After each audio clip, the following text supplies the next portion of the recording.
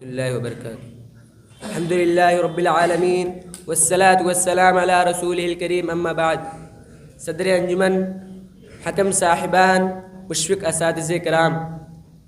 اس بات میں کوئی شک نہیں کہ ہم کتاب و سنت کے مطیع و فرما بردار ہیں، اس لیے ہماری زندگی کتاب و سنت کے عین مطابق ہونی چاہیے۔ اس کائنات میں اللہ رب العالمین کے بعد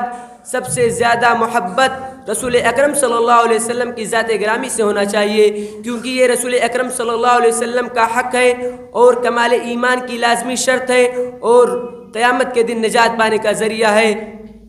اللہ رب العالمین کا یہ فضل خاص ہے کہ اس نے ہمیں امت محمدیہ کا جز بنایا اور ہماری رہنمائی کے لیے جس شخصیت کا انتخاب کیا وہ مکہ کی نہایت مشفق، رحم دل، امانت دار، دیانت دار، عاجزی و انکساری، جس کا اوڑھنا اور بچھونا خودداری و خاکساری جس کی پہچان تھی، جس شخصیت کو دنیا محمد عربی کے نام سے جانتی تھی، جس کی قد و کاوش نے معاشرے کی رذیل ترین قوم کو الفت و محبت کا پیامبر بنا دیا، جس نے لوگوں کو انسانیت کا درس دیا اور شرک و کفر کی گندگی سے بچنے کی تعلیم دی، اور اذ کنتم اعداء فالف بین قلوبکم فاصبحتم بنعمتہ اخوانا کی روشنی میں عداوت، بغض و حسد کو دور کر کے الفت و محبت کا حکم دیا۔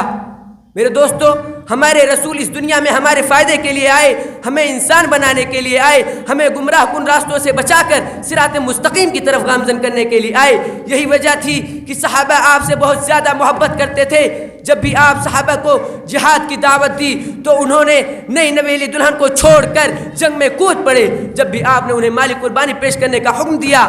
تو انہوں نے زندہ دلی کا ثبوت دیا، کیونکہ ان کے دلوں میں رسول اکرم صلی اللہ علیہ وسلم سے سچی محبت تھی۔ انہوں نے کلام کو سنا تھا، پڑھا تھا، اس لیے انہوں نے وَمَا آتَاكُمُ الرَّسُولُ فَخُذُوهُ وَمَا نَهَاكُمْ عَنْهُ فَانْتَهُوا کی سچی تصویر بن کر دکھا۔ میرے دوستو، آج ہمارے بہت سے مسلمان بھائی خود کو نبی سے محبت کرنے والے بتاتے ہیں، دن و رات مزاروں اور درگاہوں پر سرخم کرنے والے کہتے ہیں کہ ہم نبی سے محبت کرتے ہیں۔ رسول کی سنت کو چھوڑ کر پیروں اور باباؤں کے طریقوں کو اپنا شیوا بنانے والے کہتے ہیں کہ ہم نبی سے محبت کرتے ہیں۔ ارے کیا یہ محبت ہے کہ تاجدار مدینہ جو اس کائنات میں اللہ رب العالمین کے بعد سب سے افضل ہیں، ان کی سنت کو چھوڑ کر سماج کے باباؤں کے بہکاوے میں آ کر اللہ اور اس کے رسول کو بھول جایا جائے؟ ارے محبت رسول کا دعویٰ کرنے والوں، اگر تم سچ مچ میں نبی سے محبت کرتے ہو تو نبی کے اس فرمان کو سنو، لا یؤمن احدکم حتی اکون احب الیہ من والدی وولدی والناس اجمعین، کہ محبت سے وفا تو نے، کہ محمد سے وفا تو نے تو ہم تیرے ہیں، یہ جہاں چیز ہے کیا لوح و قلم تیرے ہیں۔ محترم سامعین، محبت رسول کو لے کر صحابہ بہت فکر مند رہتے تھے۔ ایک صحابی رسول اکرم صلی اللہ علیہ وسلم کی خدمت میں حاضر ہوئے اور وہ کہنے لگے، اے اللہ کے رسول، قیامت کب آئے گی؟ تو آپ صلی اللہ علیہ وسلم نے فرمایا، تم نے اس کے لیے کیا تیاری کی ہے؟ تو وہ کہنے لگے، اے اللہ کے رسول، قیامت کے لیے بہت سی نمازیں، بہت سے صدقات، بہت سے روزے تو میرے پاس نہیں ہیں، لیکن میں اللہ اور اس کے رسول سے سچی محبت کرتا ہوں۔ تو آپ نے فرمایا، انت مع من احببت۔ یہ بھی یاد رکھیے کہ آپ سے محبت کرنا آپ کے اطاعت میں سے ہے، جبکہ ہمارے سماج میں بہت سے لوگ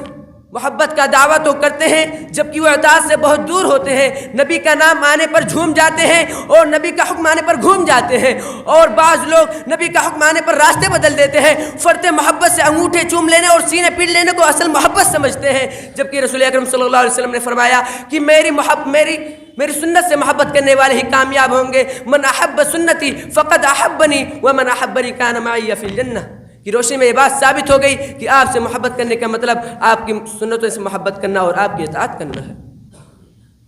میرے دوستو، آج ہمارے بہت سے مسلمان بھائی وہ یہ نہیں جانتے ہیں کہ محبت رسول کسے کہتے ہیں، اور نہ وہ یہ جانتے ہیں کہ ہم رسول سے محبت کرنے والے کس وقت ہو سکتے ہیں۔ آئیے میں آپ کو بتاتا ہوں کہ محبت رسول کہتے ہیں جب ہمارے اور آپ کے سامنے سے کوئی حدیث شریفہ گزرے تو اس پر عمل کرنے کے لیے ہمارا دل تڑپ اٹھے، جب نبی کے تعلیمات کو سنے تو اپنے آپ کو اس سانچے میں ڈھالنے کی کوشش کرے جس اخلاق کے تاجدار مدینہ محمد عربی صلی اللہ علیہ وسلم تھے، اسے کہتے ہیں محبت رسول۔